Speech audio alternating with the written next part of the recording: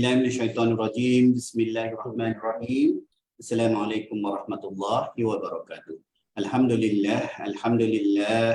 Alhamdulillahirabbil alamin wassalatu wassalamu ala rasulil amin sayyidina Muhammadin ibn Abdillah wa ala alihi washabihi wa man wala. Allahumma shalli ala Muhammad wa ala ali Muhammad kama shallaita ala Ibrahim wa ala ali Ibrahim wa barik ala Muhammad wa ala ali Muhammad kama barakta ala Ibrahim wa ala ali Ibrahim fil alamin innaka Hamidul Majid. Allahumma inna nas'aluka ilman nafi'ah wa rizqan thayyiban wa amalan mutaqabbala wa dinan qayyima wa yaqinan sadiqa wa imanan kamila. Amin amin ya rabbal alamin. Amma ba'd. Baik, alhamdulillah, summa alhamdulillah. Direzekikan kita hari ini menghadap sama-sama lagi baca sikit je lagi daripada surah Al-Mu'minun. Semalam kita dah ambil 1 sampai 17. Mu'minun ni ayat dia banyak 118 tapi ayat pendek-pendek je pendek-pendek. Semalam dah 17 ayat, alhamdulillah. Mukadimah kepada surah Al-Mu'minun, mana kita dah baca 6 ataupun 7 perihal ciri-ciri orang mukmin. 6 ataupun 7. Kenapa 7? Sebab satu ayat tu dibagi dua, janji dan amanah.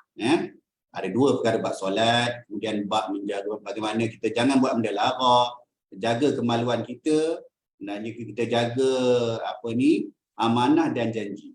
Itu sifat-sifat orang mukmin yang semalam kita dah bincang. Kemudian Allah turunkan juga bagaimana sifat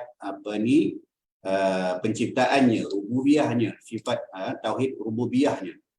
Bagaimana kita, Allahumma shalli ala Muhammad. Uluhiyah, bukan rububiyah. Sifat rububiyah Allah, bagaimana diciptakan kita ni. Dalam ayat semalam, ayat 14. Kemudian air mani itu 13 tu. Ambil 12. Dan sesungguhnya kami telah menciptakan manusia daripada saripati berasal daripada tanah. Kalau siapa yang baca tafsir, dia pasti akan jumpa bagaimana saripati itu. Kita dah jumpa dah sebelum ni rasanya. Kita dah baca hadis bagaimana malaikat turun ke bumi itu untuk mengumpulkan tanah-tanah dalam pelbagai bentuk. Disatukan oleh Allah SWT untuk dijadikan Adam. Itu asal dia tu. Itu panggil saripati tu, himpunan. Campur-campur macam-macam jenis tanah. Atas sebab itulah ulama' meramaikan, mungkin sebab itulah kita ni macam-macam rupa, macam-macam color, macam-macam tabiat. Yang putih, yang gelap, yang macam-macam, macam-macam color. Coklat tak coklat, kuning tak kuning ada belaka. Sebab dia kumpulkan semua saripati tanah tu. Kita pula daripada saripati ibu dan bapa kita juga berasal pada tanah. Sebab semua zat-zat, di dalam syarah kepada ayat ni, menceritakan bagaimana kita ni, manfaat yang kita dapat ni, tubuhnya tu tegak, tubuh badan kita ni semua datang daripada bumi. Makanan, tumbuh-tumbuhan, air, hayawan, semua datang daripada bumi. Asal dia mesti ada kait daripada tanah juga. Siapa ingat masa kita tafsirkan ayat 5 surah Al-Hajj, undur balik ke belakang. Ayat 5 surah Al-Hajj, Allah kata, siapa yang ragu-ragu ni, kau kena ingat kejadian kau tu macam mana. Daripada segumpal air tu, air mani tu disatukan jadi nutfah, mudghah, alaqah. Ayat 5. Cuba cek, seorang turun cek, tak salah saya ayat 5. Panjang sikit ayat 5. Kita dah baca dah penjelasan berkenaan kejadian manusia kat situ. Allah ulangkan balik semalam pada ayat 13 dan 14, peringatan. Kemudian kami jadikan air mani yang disimpan dalam tempat yang kukuh, yakni rahim. Ajaib tak ajaibnya, daripada air yang boleh jadi mulia, boleh jadi sia-sia je kan. Bahkan boleh jadi perkara berdosa. Tetapi kalau disimpan ke tempat yang baik dan rahim yang kukuh, daripada air mani itu bercantum, dia panggil sperma bercantum dengan telur tu dalam ovari tu boleh berkembang daripada titik jadi anak, bergolek-golek dan perut ni. Seorang, dua orang pun boleh, 3 orang, bahkan lagi banyak pada 4-5 orang pun ada dalam perut ibu. Ajaib tak ajaibnya. Itu semalam dah peringatkan kita perihal siapa dia orang mukmin dan kejadian manusia supaya kita tak lupa. Surah Al-Hajj sudah panjang dah, ayat 5 tu. Betul lah ayat 5 ayat 5. Kemudian hari ni semalam diulangkan balik. Hari ni kita tengok balik bab rububiyah Allah. Bagaimana sifat rububiyah Allah ni menciptakan manusia. Ada sebab dia. Kemudian kita akan jumpa balik hari ni insya-Allah perihal bagaimana Allah memperingatkan berkenaan dengan kekufuran kaum-kaum sebelum Nabi Muhammad sallallahu alaihi wasallam. Ingat Al-Quran ini diturunkan kepada baginda Rasulullah sallallahu alaihi wasallam dalam bentuk macam-macam. Antaranya ialah pengajaran daripada kaum-kaum yang terdahulu supaya baginda Rasulullah sallallahu alaihi wasallam boleh bagi pula peringatan kepada kita supaya kita ni jangan banyak songeh lah. Macam itulah. Janganlah banyak songeh dalam menerima peringatan berkenaan dengan tauhid kepada Allah. Kata kunci ni, kita dah tahu surah ni makiyah, masih lagi keras sebab tauhid tu. Jangan degil lah. Dengarlah perintah Rasul tu. Walaupun kadang-kadang kita rasa pelik. Pelik tu kadang-kadang bagi kita. Kadang-kadang ada syariat yang keluar kita baca, nak kena kenapa macam ni? Kenapa faraid ni macam ni? Tak adil lah. Bagi je lah sama rata. Macam tu. Aku ni Kak Long menguruskan keluarga. Kenapa pula adik aku nak kena lebih? Ada sebabnya tu. Jadi kita kena belajar. Ingat ya. Kalau bab syariat ni tak semestinya boleh kita fikir melalui akal. Ada benda kita kena ikut je. Ya, wallahu a'lam. InsyaAllah hari ni penerbit pilih tajuk apa? Dakwah para Rasul. Nabi Nuh lah. Hari ni cerita Nabi Nuh. Ya. Mula dengan cerita Nabi Nuh, dakwah para Rasul. Ya, hari ni menceritakan balik berkenaan dengan rububiyah Allah dan peringatan kepada kita supaya jangan banyak songeh. Wallahu a'lam. Tak layak nak jadi ustaz. Ustaz tak pakai banyak songeh dalam kuliah tafsir. Mudah-mudahlah kita bagi insya-Allah. Silakan ayat 18 sampai 27.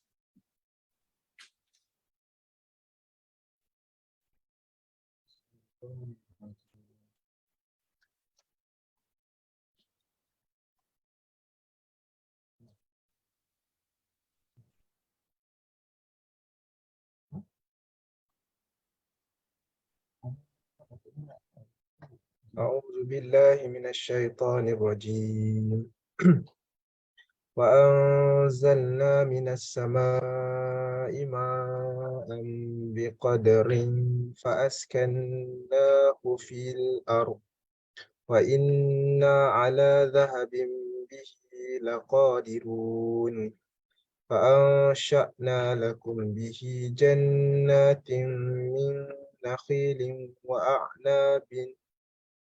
وأعناب لكم فيها فواكه كثيرة ومنها تأكلون وشجرة تخرج من طور سيناء تنبت بالدهن وصبغ للآكلين وإن لكم في الأنعام لعبرة نسقيكم مما في بطونها ولكم فيها منافع كثيرة ومنها تأكلون وعليها وعلى الفلك تحملون ولقد أرسلنا نوحا إلى قومه فقال يا قوم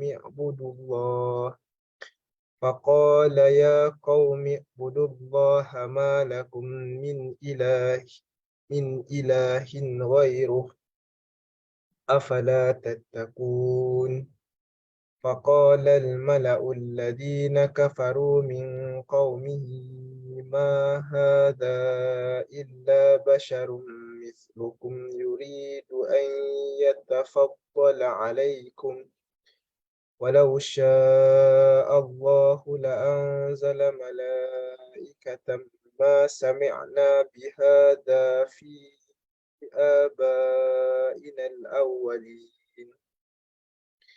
إن هو إلا رجل به جنة فتربصوا به حتى حين قال رب انصرني بما كذبون فأوهينا إليه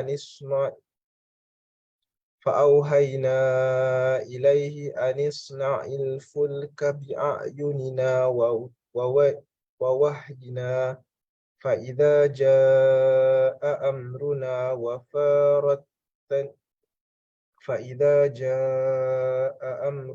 وفارت النور فاسلك فيها من كل زوجين اثنين وأهلك إلا من سبق عليه القول منهم ولا تخاطبني في الذين ظلموا إنهم مغرقون.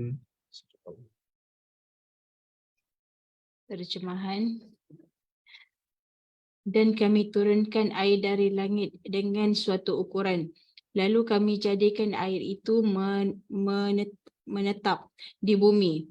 Dan pasti kami berkuasa melenyapkannya. Lalu dengan air itu kami tumbuhkan untukmu kebun-kebun kurma dan anggur. Di sana kamu memperoleh buah-buahan yang banyak dan sebahagian daripada buah-buahan itu kamu makan. Dan kami tumbuhkan pohon zaitun yang tumbuh dari Gunung Sinai dan menghasilkan minyak serta bahan pembangkit selera bagi orang-orang yang makan. Dan sesungguhnya pada haiwan-haiwan ternakan terdapat suatu pengajaran bagimu. Kami memberi minum kamu air susu yang ada di dalam perutnya. Dan padanya juga terdapat banyak manfaat untukmu dan sebahagian daripadanya kamu makan. Di atas haiwan-haiwan ternakan dan di atas kapal-kapal kamu diangkut. Dan sesungguhnya kami telah mengutuskan Nabi Nuh AS kepada kaumnya. Lalu dia berkata, wahai kaumku, sembahlah Allah kerana tidak ada Tuhan yang berhak disembah bagimu selain dia. Maka mengapa kamu tidak bertakwa kepadanya?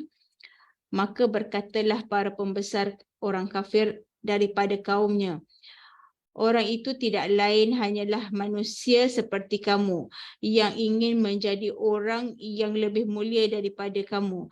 Dan seandainya Allah mahu, tentu dia mengutuskan malaikat. Belum pernah kami mendengar seruan seperti ini pada masa nenek moyang kami dahulu. Dia hanyalah seorang lelaki yang gila. Maka sabarlah terhadapnya sehingga waktu yang ditentukan. Dia Nuh berdoa, ya Tuhanku, tolonglah aku kerana mereka mendustakan aku. Lalu kami wahyukan kepadanya, buatlah kapal di bawah penguasaan dan petunjuk kami. Maka apabila perintah kami datang dan dapur telah memancarkan air, maka masukkanlah ke dalam kapal itu setiap pasangan daripada setiap jenis, juga keluargamu, kecuali orang yang terlebih dahulu ditetapkan untuk ditimpa seksa di antara mereka. Dan janganlah engkau bicarakan denganku tentang orang-orang yang zalim. Sesungguhnya mereka itu akan ditenggelamkan. Tafsir Jalalain. Walaqad arsalna Nuhan ila qaumihi faqala ya qaumi abudullah. Dan sesungguhnya kami telah mengutuskan Nuh kepada kaumnya. Lalu ia berkata, hai kaumku, taatilah dan esakanlah Allah. Ma lakum min ilahin ghairuh. Kerana sekali-kali tidak ada Tuhan bagi kamu selain daripada dia.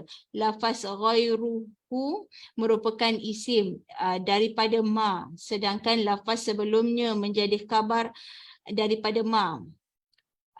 Dan huruf mim adalah huruf zaidah tambahan. Afala tattaqun. Maka mengapa kamu tidak takut kepada azabnya dan mengapa kamu menyembah selain daripadanya?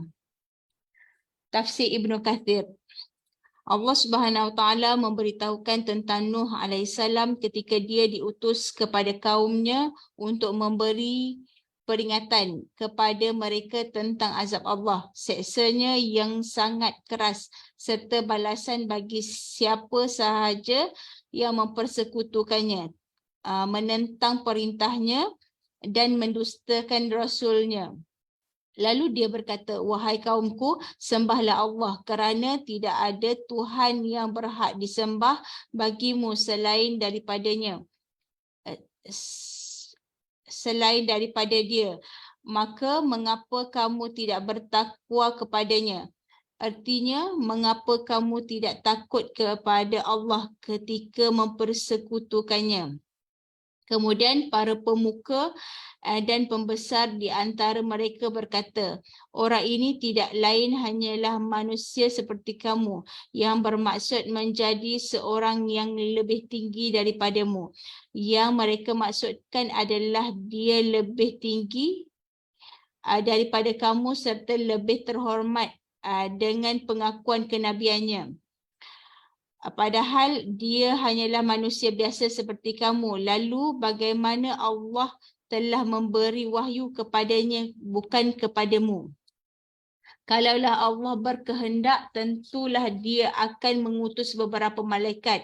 Artinya jika dia hendak mengutus seorang Nabi, nescaya dia akan mengutus malaikat daripada sisinya, bukan seorang manusia.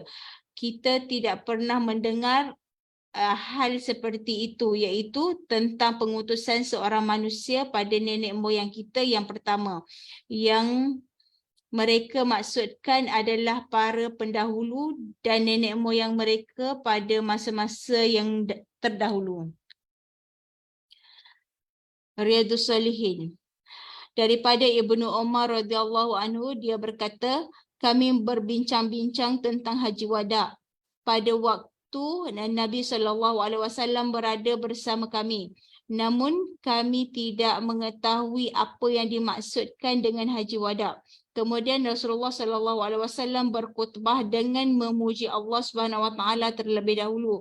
Lalu baginda menyebut-nyebut tentang Masih Ad-Dajjal. Kemudian baginda terus menyebutnya berulang-ulang kali hingga bersabda, tidaklah Allah mengutus seorang Nabi kecuali dia mengingatkan umatnya daripada bahaya Dajjal. Nuh telah mengingatkan umatnya dan juga para Nabi yang datang setelahnya. Ketahuilah bahawa Dajjal akan keluar kepada kamu dan sekali-kali tidak tersembunyi daripada kamu. Rabb kamu pun tidak akan menyembunyikannya daripada kamu. Baginda menyebut sebanyak 3 kali. Sesungguhnya Rabbmu tidaklah buta. Sedangkan Dajjal buta mata kanannya. Matanya seperti buah anggur yang terjolok keluar. Ketahuilah sesungguhnya Allah telah mengharamkan kepada kamu darah dan harta kamu sebagaimana haramnya pada hari ini di negeri ini dan bulan ini. Ketahuilah apakah aku sudah menyampaikannya? Mereka menjawab, ya. Baginda bersabda, ya Allah, saksikanlah sebanyak 3 kali. Celakalah kamu, janganlah kamu kembali menjadi kafir sepeninggalanku sehingga sebahagian kamu memenggal leher sebahagian yang lain. Hadis riwayat Bukhari Muslim. Hadis di atas memberikan pelajaran waspada terhadap ujian serta hati-hati kepada orang yang membawanya dengan cara mengetahui sifat-sifat dan cara-cara mereka. 2, tidak menutup kemungkinan bahawa Dajjal akan datang pada umat Islam dan sungguh Allah menjaga orang yang beriman daripada kekufuran yang dibawanya dengan cara mengenal sifatnya yang telah diterangkan pada hadis di atas. Maka berhati-hatilah. Munculnya Dajjal merupakan tanda-tanda dekatnya kiamat. 3, haramnya darah dan harta di antara kaum muslimin serta wajib memelihara dan tidak merosaknya. 4, kasih sayang Nabi kepada umatnya dan peringatan baginda pada umatnya akan berlaku kezaliman serta pengaruh pelbagai ujian dapat membawa pada kekufuran dan penolakan terhadap Islam.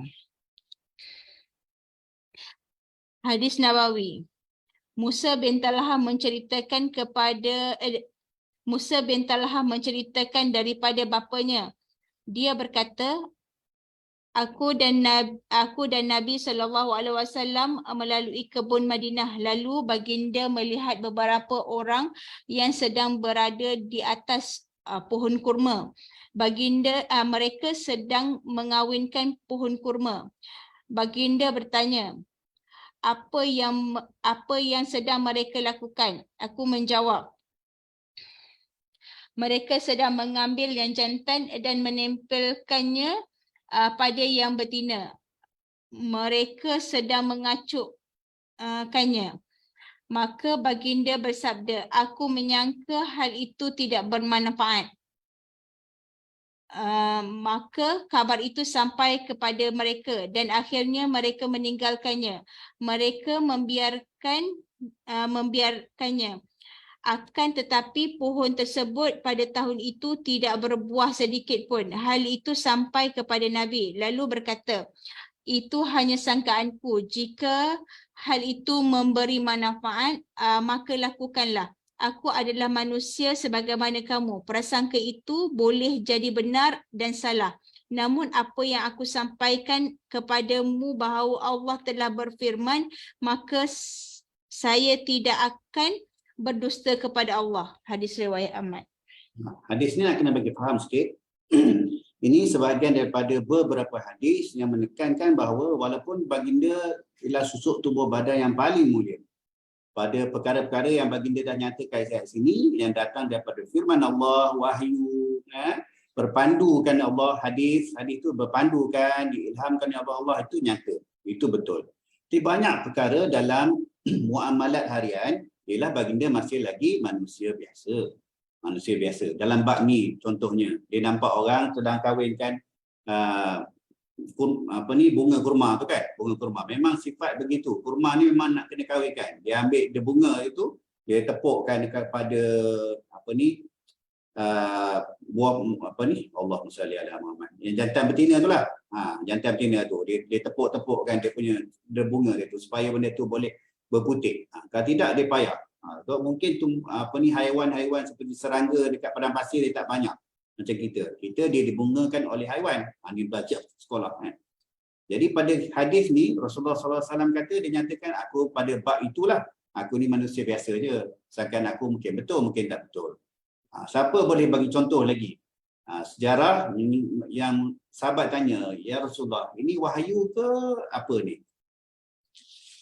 Dalam bab perang apa? Ada beberapa bab perang. Rasulullah kata, kita buat ni lah. Sahabat tanya, kalau strategi ni macam ni boleh tak? Boleh. Contohnya. Ada siapa ingat? Dalam perang Badar, perang yang pertama, sebelum dia pada camp yang betul-betul tu, Rasulullah berhenti kat tempat lain. Sahabat tanya, ya Rasulullah, ni wahyu ke ni nak duduk sini ni? Rasulullah kata tak. Dia kata ini pada prasangka dia lah. Dia pemikiran dia, strategi dia. Sahabat kata pindahlah sikit depan tu, banyak telaga-telaga tu. Kalau kita kuasai telaga tu, nanti akan lebih menyusahkan orang kafir. Satu contoh. Satu lagi pada perang Ahzab, nak dikalikan Khandaq. Siapa bagi recommendation tu? Jangan gaul kepala. Siapa bagi recommendation tu? Bukan orang Arab pun.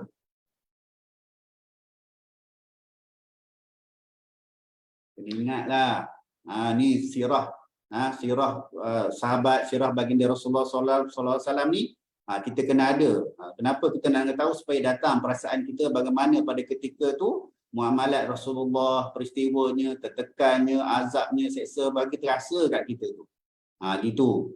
Bukan drama petang-petang tu. Tak, ini cerita baginda Rasulullah SAW ni, review balik. Review balik supaya datang perasaan Allah susahnya, Allah laparnya Rasulullah dengan sahabat pada ketika tu. Allah tertekannya ketika dipulaukan masa kat Mekah, makan minum tak ada, nak meniaga tak boleh, kena keluar pada kampung, kena tolong dia orang pula. Itu yang kita nak kena rasa tu. Pada perang Khandaq, Salman Al-Farisi yang recommend. Bukan orang Arab pun, bekas hamba pun recommend. Jadi itu antara beberapa hadis yang mengesahkan bahawa dalam beberapa perkara keduniaan biasa Rasulullah masih lagi manusia. Dalam bab bagaimana Rasulullah SAW nak menjadi hakim pun, Rasulullah ada hadis mengatakan Aku menghakimkan pada apa yang prasangka aku, bukti yang datang padaku. Mungkin kau lebih pandai berpidato, berhujah dan sebagainya, tapi ingat jangan disebabkan hujah palsu kamu mengambil hak sahabat kamu. Rasulullah bagi warning awal-awal. Rasulullah bagi warning awal-awal. Sebab kadang-kadang Rasulullah SAW menghukum antara kafir dengan mukmin, orang Yahudi dengan orang Islam. Jadi Rasulullah bagi warning awal-awal begitu. Wallahu a'lam. Ambil hadis kursi.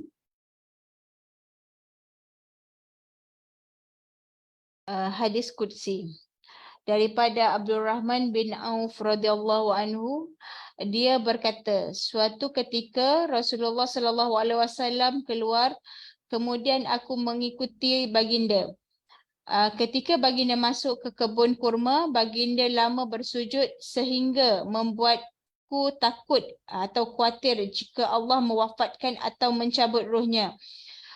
Maka aku mendekati baginda dan memperhatikannya. Tiba-tiba baginda mengangkat kepalanya lalu bertanya, ada apa denganmu wahai Abdul Rahman?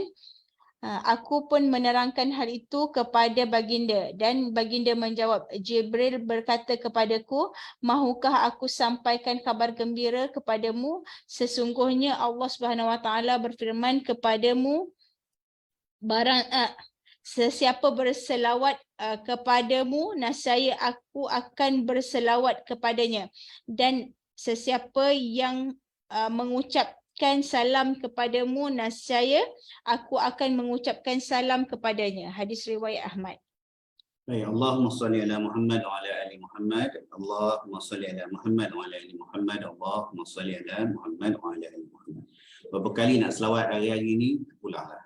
Kita dah baca hadis Ibnu Umar, dia berkata, Rasulullah, kalau aku selawat banyak ni boleh? Boleh, tambah lagi bagus.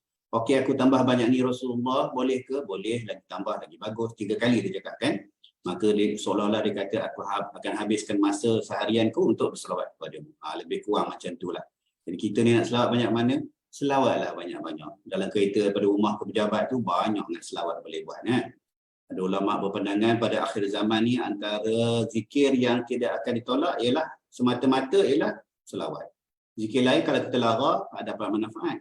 Tapi selawat pada baginda Rasulullah sallallahu alaihi wasallam, walaupun kita lara, mata tengok sana tengok sini, hati ke lain, tapi insya-Allah masih lagi diterima fadilat selawat kita kepada baginda Rasulullah sallallahu alaihi wasallam. Jadi zikir selawatlah banyak-banyak. Wallahu alam, insya-Allah besok kita sambung bab penerbit pilih title hukum mendustakan hari akhirat adalah kafir. Tak payah hari akhirat lah.